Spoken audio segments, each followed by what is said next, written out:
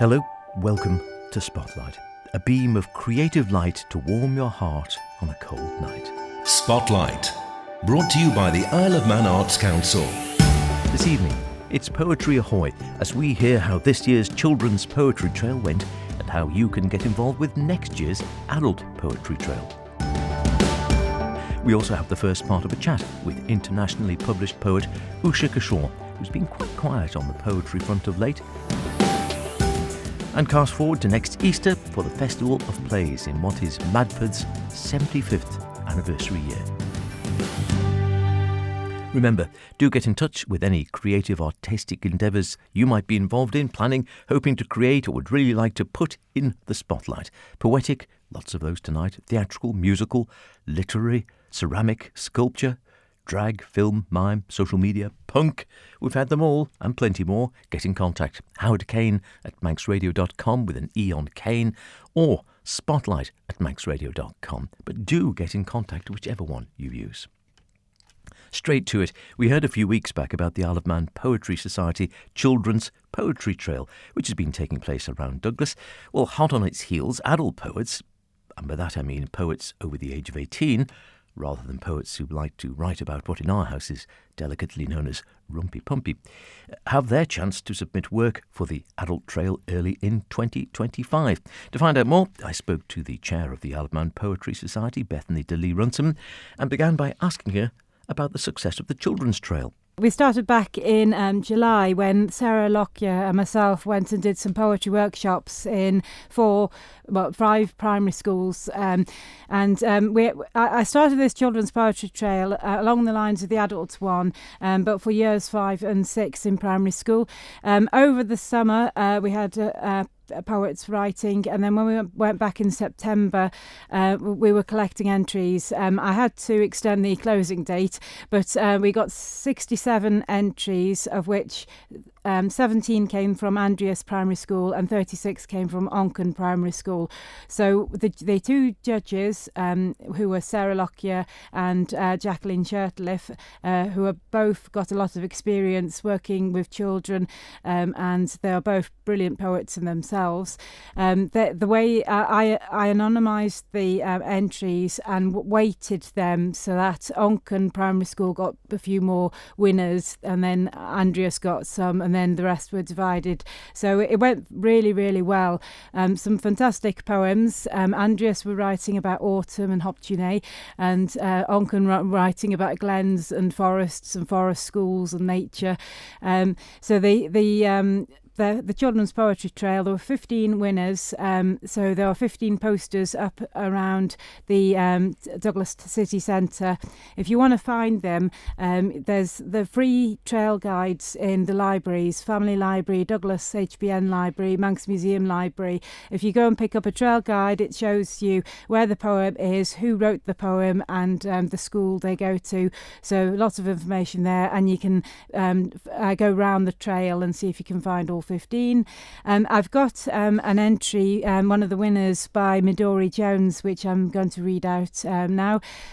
She's from Andreas Primary School. She's in year 6, and her poem was called In Autumn.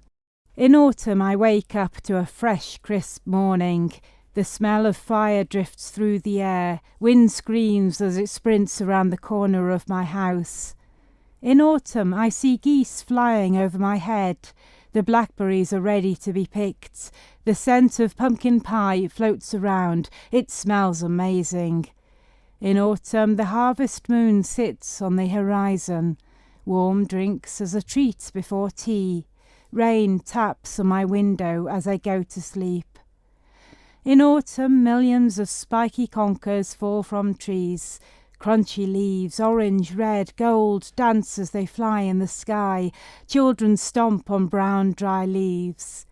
In autumn, children are excited for Hoptune, sweets of all shapes and sizes. Children dress up and have lots of fun. In autumn, fireworks boom in the sky as bonfire night is here. Everywhere you look, there are bright lights that look like glitter. All I hear is whiz, pop, bang. It's super fun. So that's one of the 15 winning That's a beauty, isn't entries. it? Lovely. Really very atmospheric. Yeah. We had 15 highly commended poems as well. So that's the Children's Poetry Trail. It's finishing on the 23rd of November in Douglas City Centre.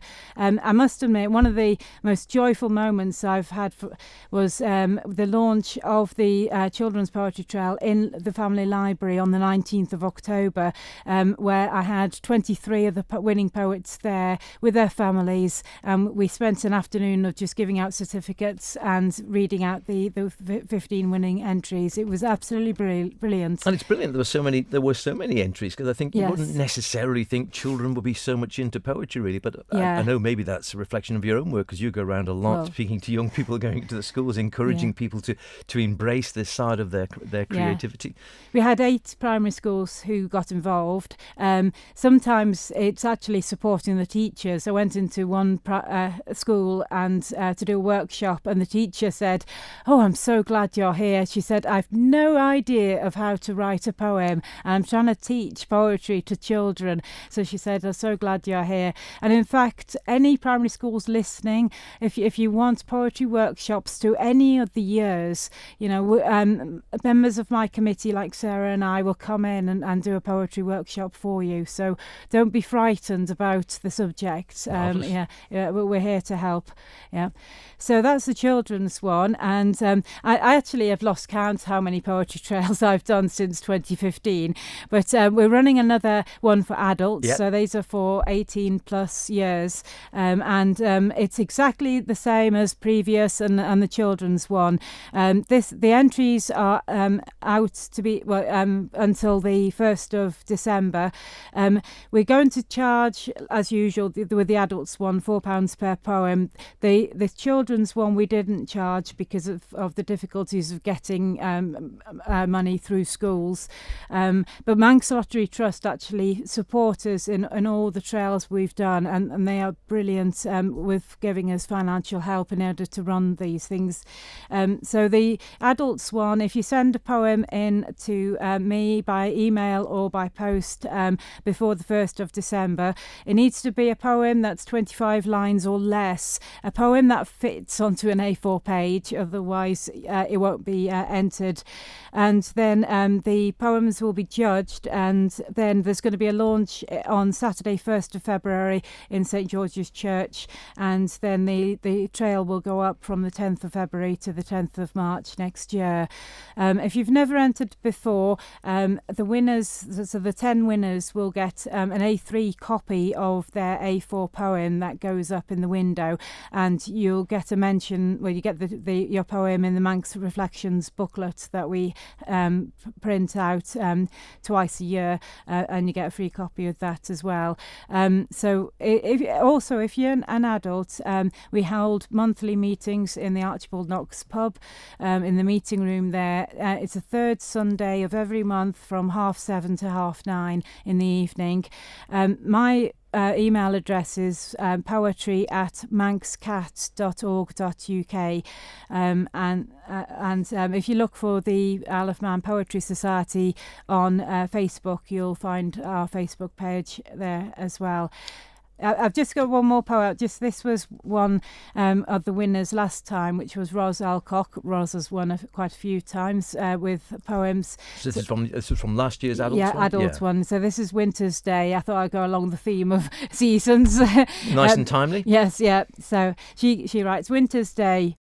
Air crisp and cold, sun low but bright, rendering far distant hills suddenly closer. No wind. Sea laps gently on the shore, horizon of bluest blue. I'm inside right now, but soon I will be out there, and you will be walking towards me, both in our warmest winter coats and wearing the biggest smiles. So that was the winning one from Ros Alcock last year, which lovely. is very nice. And the poems can be, as that one, it can be sort of seasonal, it can be funny, it can be straight, so long as it's, like you say, can fit on a size of sheet of A4 and it's no more than 25 lines. The topic can be anything. Yeah, well, obviously it's open to the public, so obviously restrictions on certain words, etc. But any theme will do. Yes, I tend to get about 30 poets entering with up to 3 poems each, which is 150. That's pretty good. Yes, I know. And again, it's anonymised. It's judged anonymously. The judges don't know who's written which poem, and it's done in a way so that only one person can win one prize. Yeah. So you can't win 2 the poster prizes, or just one. So we might actually have, I think, maybe some highly commended this year as well for the adults as well, because there's so many really, really good poems, and sometimes the judges find it so difficult to judge. It'd be nice maybe to give out a few more prizes as well. At the launch in St George's Church, it's a celebration of poetry. I have all the rest of the poems who don't win are around the church, so you can go and read every single poem. And we have other people coming. So we had the Manx Bard come up and read some poems, and a few other people will come and read some poems as well. Oh, it's lovely, and it's always a lovely night. That I know I couldn't get the beginning of this year, but I was there the previous year, and it's always a really nice night. Just remind us of those dates again, though, so people listening want to get in. Entry closes on the 1st of December. Dead easy to remember. My email address is poetry@manxcat.org.uk.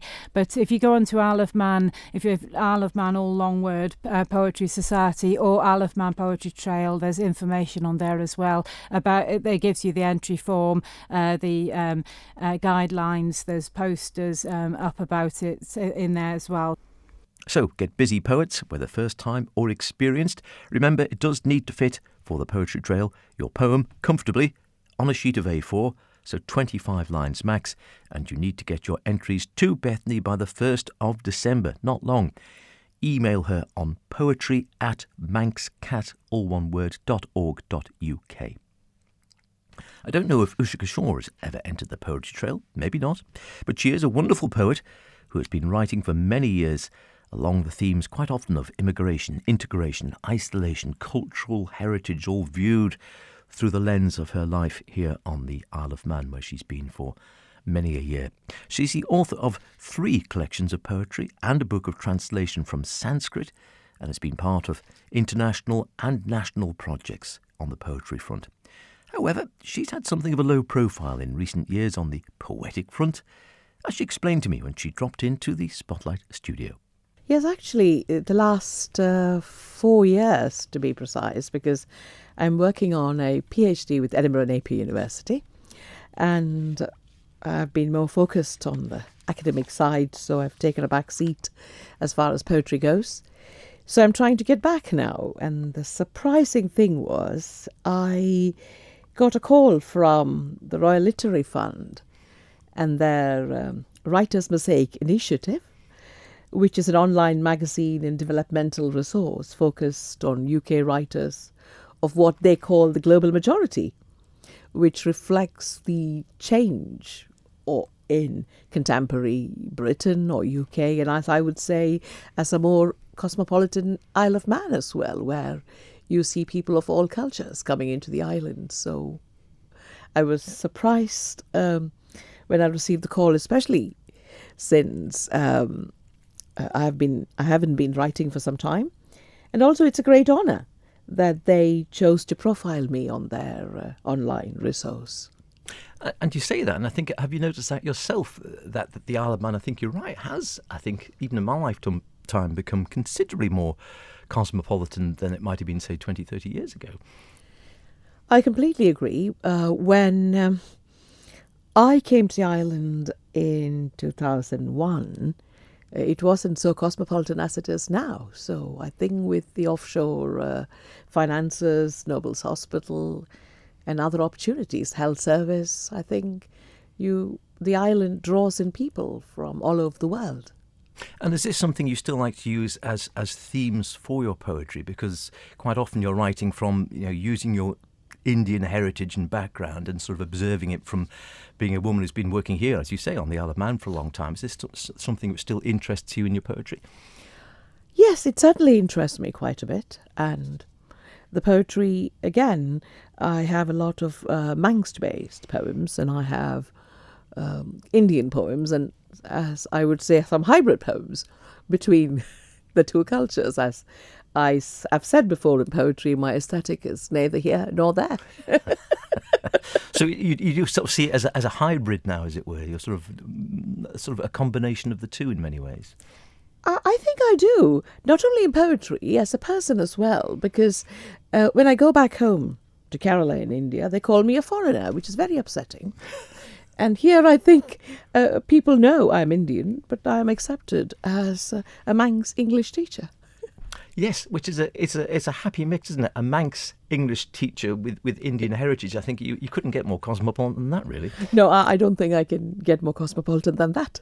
Do you think your poetry has changed over the years? Because you were saying, just as we were chatting beforehand, you feel sort of, you've got a Manx passport and you feel sort of quite Manxified now and very much part of the establishment here. Do you think that has altered the sort of the theme, or at least the way you view your poetry over the years? It certainly has changed my way of thinking and my perception of the world, as to, like many diasporic writers, especially of the Indian diaspora. So people who have left a homeland to another homeland. So the concept of the motherland has changed, and as a result, the culture, the language, etc., changes along with it. So it is, if you look at India and the UK, there is a joint history, and as a result, there has been post-colonial migration into the UK, and more recently into the Isle of Man. So this sociopolitical background will change a person, and perhaps if they are a poet, it would change their poetry as well. Do you always write actually in English? Because I know your poems are being translated into many different languages, including Manx Gaelic. Yes. But are you originally thinking about them in English to start? I only write in English, although I translate from the Sanskrit and Hindi. I cannot write in any other language. And do you think when they are translated, because again, translation is always a difficult thing, isn't it? Particularly when it comes to poetry, when you've got meanings and alliterations and sort of, when you've got sort of particular imagery and such like, is it difficult to actually translate that into, I was just looking, German, Spanish, Turkish, Manx Gaelic, very different languages? Are you always happy that the meanings, the imagery of your poem translates happily into these other languages? I hope they do, because although I can grasp a bit of French, I do not know many of the languages that I'm translated in. They sound well, and I think with the current globalization of the world, the mix of cultures that travel from nation to nation, or what you would call a post-nation in the current world, people get to know each other through culture and history. And perhaps my poetry would serve to bring closer the bond of humanity. And we'll hear more from Usha next week, including a reading of her poem with echoes of Walter de la Mare honouring the Cairns. Spotlight, brought to you by the Isle of Man Arts Council. Finally, and I mean that in more ways than one, as this piece has been held back for several weeks due to programming issues, we get there in the end. We're looking forward to the Easter Festival of Plays 2025 in what is a very special year for the Manx Amateur Drama Federation, their 75th anniversary. Unbelievable. And whilst Easter might seem a fair way off, we haven't reached Christmas yet, entries do need to be in for the festival by the beginning of December. Here's MADF Chair Sharon Walker. So first Easter Festival was put on in the Gaiety in 1950, and interestingly enough at that time it was just the full-length play festival. 6 competitors from all parts of the UK came over and performed. Interestingly enough, I was just looking at we've still got the programmes from back to 1950, so I was just looking at them the other day, and there were things like Blythe Spirit and what have you in them. And I happen to know that somebody has already entered Blythe Spirit for next year's festival, so it'll be quite nice to have a production from the first festival in our 75th one. So yes, 75 years of putting plays on at the Gaiety Theatre. Obviously in more recent times it's a combined festival now for full length and one act play festivals, but we're hoping it'll be a real celebration of drama with both teams competing from the island but further afield as well. So yeah, it's a real mixed bag, all down at the Gaiety now. So already, here we are now in late October 2024, but entries are already open, are they, for next year's festival? They are. So at the moment, the big call is for people to come and apply to participate. So entries need to be in on the 1st of December. The actual festival is Easter Festival week, so Easter's quite late next year. So the actual dates of the festival itself are Saturday the 19th to Friday the 25th of April. But at the moment, yes, we want people to come and be involved in the festival. Now we have some teams who come and participate every single year. But we're always looking for new people to come and be involved, whether it's part of a new team or to come and join an existing team, and whether they want to write, direct or act. That's the joy of the festival, is having that opportunity to try something different. And do you have to actually be in an established group? I'm just thinking there might be, someone, either a group or an individual, thinking, oh, I've always wanted to do such and such, particularly in the one acts maybe, where there's a bit more flexibility.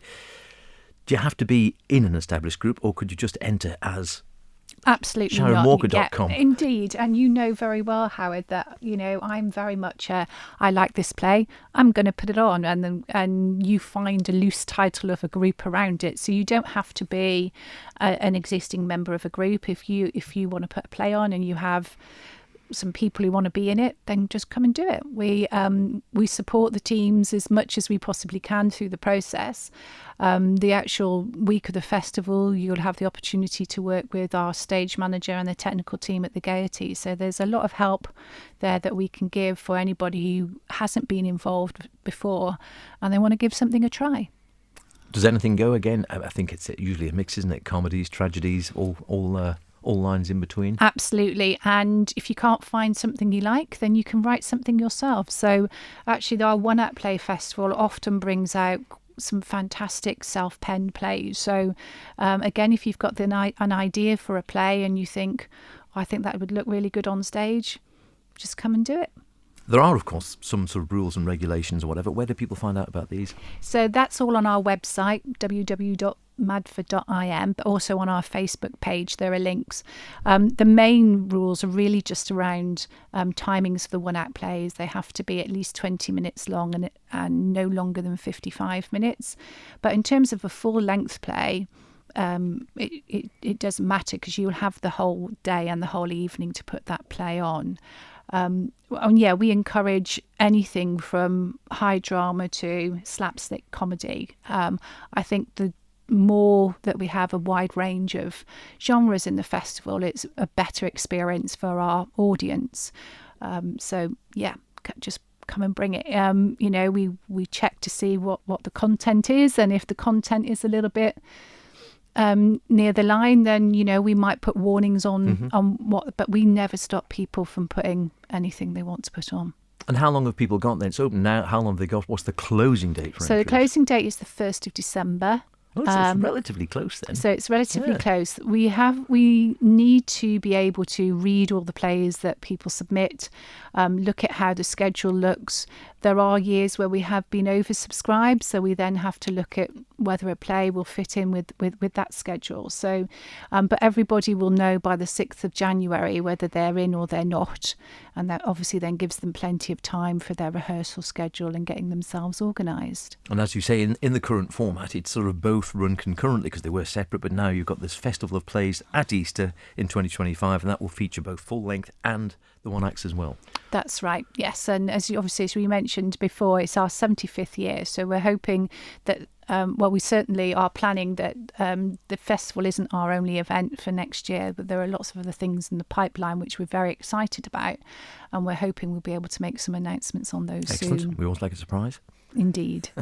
And just finally, have you noticed, you've been associated for a long time, of course, either directing or treading the boards yourself. Have you noticed, do you think there's been a sort of change in style or a change in the types of plays that are entered into the festival over the years? I think it goes in waves, really. You'll have, sometimes people feel the need to enter contemporary plays or things that have recently been on at the West End and what have you. But and interestingly enough, I think actually the West End is quite reflective of what we then see. So if the West End is going through a revival of classic plays, then often we'll see classic plays come through. But there are some very obvious contenders, certainly in the one act. So things like Howard Pinter. In fact, we had 2 Pinter plays in our festival last year. They're such classic plays that people want to do them over and over again, regardless of whether they were around when they were originally staged. Oscar Wilde always does very, very well. Agatha Christie, all of those sort of classic playwrights do come around time and time again. But as I say, we will see sort of some contemporary stuff come through as well, based on essentially what's happening in the West End. I guess people go and see them. I know I do. You get inspired by seeing something, oh, that's a really great play. I'd really like to have a go at doing that myself. And so, for example, we see plays like Constellations and what have you come through quite often because people have seen it and think, I'd like to give that a go. Best of luck for plenty of great entries. Just give us the entry details again then for anyone thinking, yeah, I wouldn't mind having a go. So everything's, as I say, is on our website, www.madford.im, or on our Facebook page. Entries need to be in by the 1st of December, and everybody will know where they are in our schedule and if they're in by the 6th of January. So if you have an idea for a play, or indeed have a play you'd like to perform in the festival, don't hang around. Closing date again for entries, the 1st of December. More details available online, madford.im. That's about it this week. If you want to hear anything again, go to manxradio.com, download the Spotlight podcast, listen where and when you want.